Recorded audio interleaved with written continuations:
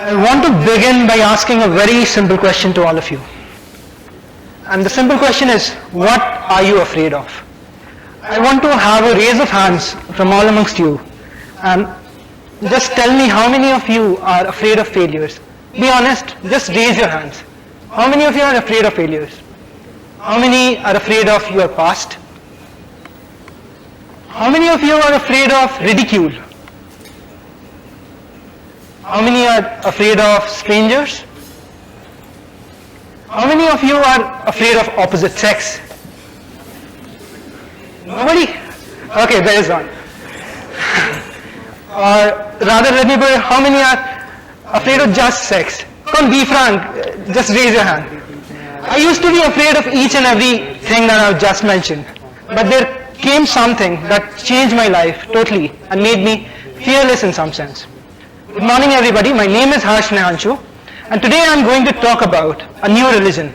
A religion that hasn't been identified yet. A religion that hasn't been propounded yet. A religion that has existed in the society since eternity, but it has never been taught in any school. It has been there, but no ancestor or mentor or teacher has ever recommended to do it.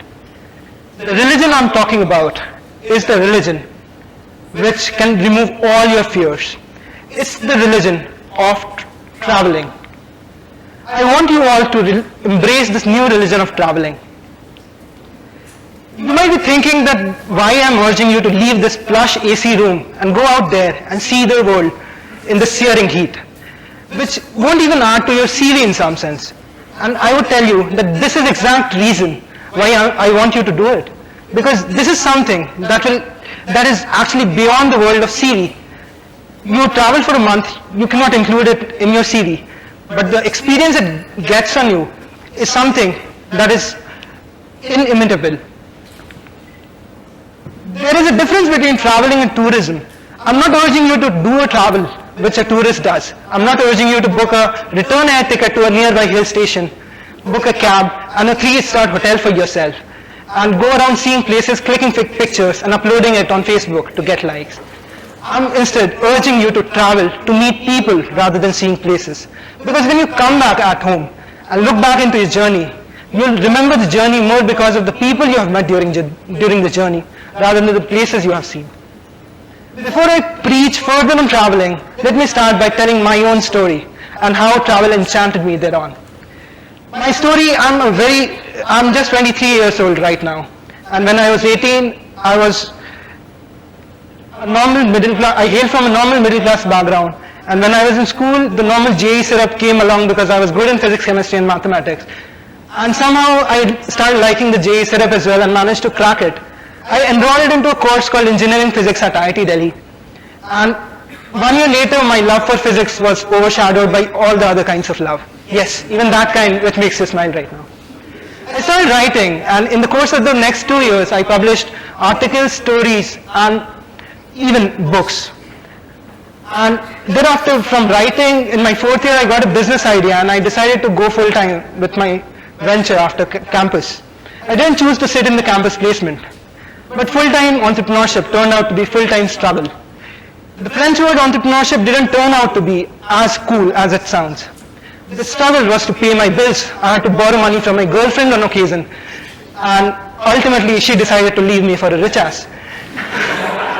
There was occasions where I had to struggle to earn my own bread and butter. But after 4 months, I could earn my own bread, but still there was no butter. 8 months down the line, I was in a position to go because I had figured out an investor who was willing to pool in money into my startup. And I was hoping that my entire struggle would pay off, but things got haywired and I had to quit my own company. If you are curious about what made that happen, you can read my 4th book. Thereafter I came back home. I belonged to Patna. I came back home and decided that home would soothe me for a bit, but it was the other way around. My parents, seeing an IIT graduate sitting at home idle, were worried and they consistently pestered me to join a job. The ongoing banter of relatives and friends who wanted me to join a job right away did no good to myself, and it was at that time that I decided to break free. I was 22, I was failed, jobless, loveless, penniless, and yes, hopeless as well. I wanted to break away from all the shackles of society, and I wanted to break from the societal pressure, the pressure of job cycle, and I decided that I would travel for 2 months, and majorly around South India. I had around 14,000 rupees left from my previous startup, and I decided that it would sustain me for a month. My father agreed to sponsor my trip in some sense, but I didn't want his help, and I broke free. I started my journey, interestingly, from this very same town of Bhubaneswar last year. And I still remember the amount of fear that I carried within when I stepped on the platform of Bhubaneswar station. My heart was pounding, I was jittery, I was totally nervous. And at that time, when I came across all the strangers, their eyes seemed to boggle me down. I was so nervous. And maybe because I was carrying a huge backpack that carried a box of Chyawanprash along with other things, because my mother had packed the bag. And the strangers seemed to see me with very keen eyes, and they wanted to help, which I didn't take as help. I was so nervous that I initially thought of returning back home, and I thought that maybe I was all wrong about traveling. And then I called one of my friends who was in Bhubaneswar itself, who had agreed to host me. Though he had promised to host me at night, but I went away to his home right away. I told him that might be tomorrow I will be leaving for home, because I don't get the point why I started to travel. And in the evening he took me around to meet some of his friends.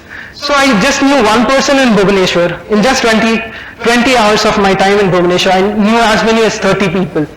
What happened in the next 3 days in Bhubaneswar enchanted me thoroughly, because I came across 30 people with 30 different stories, their own inspirations in the town, and the storyteller in me was enthralled to its maximum. So I found friends, I conquered the fear of unknown in this regard. I found many stories. I remember having met a Gunga Behra Chaiwala near ITR college in Bhubaneswar, and he was referred to as Gunga Behra by everybody around.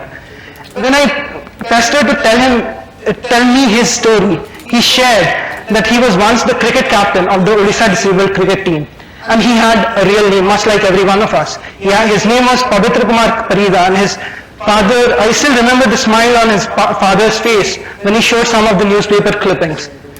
I met a sage at Khandagiri, and his one line, he was a clairvoyant who could tell about my past with precision, and which took my skepticism by surprise.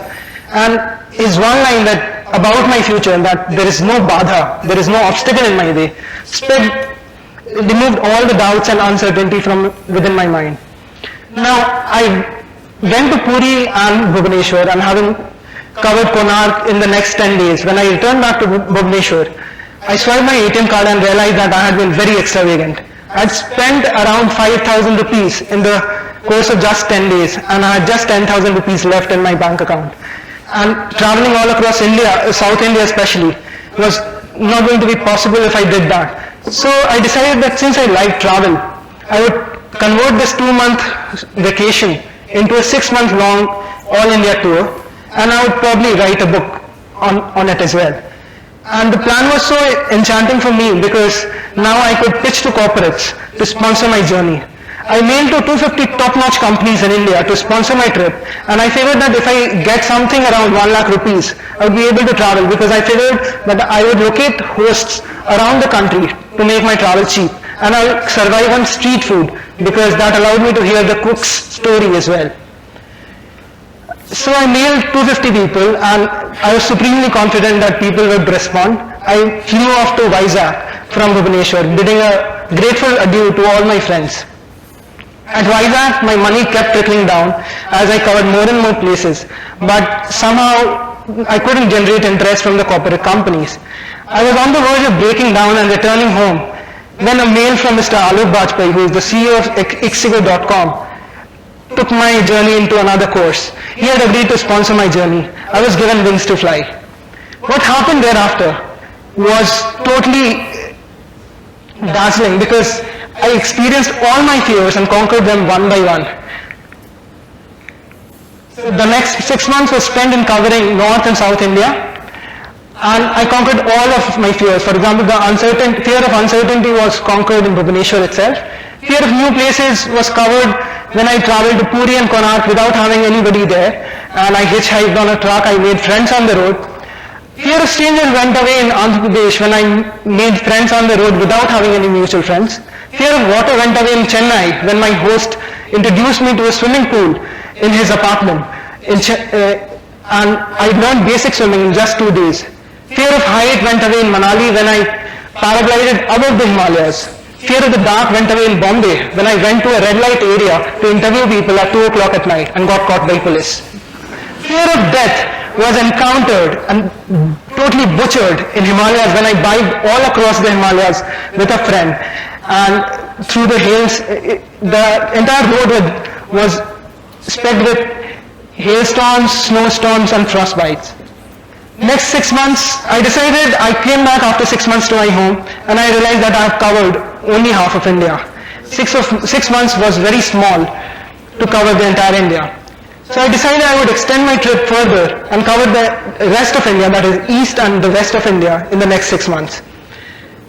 During Puja, I started my journey from Kolkata and dissected India into 2 parts as I journeyed through Kolkata to Bihar to Jharkhand to Madhya Pradesh, Maharashtra, Gujarat and Rajasthan, having ended my journey at Ajmer at Dargah Sharif. I realized that travel changed me and transformed me in a very different way. It made me laugh on occasions. For example, when I traded 10 rupees to hear a ghost story from a kid who was begging near Bhubaneswar railway station. Travel made me laugh on occasions when I kept stepping on cow dung on every 3rd step in Allahabad.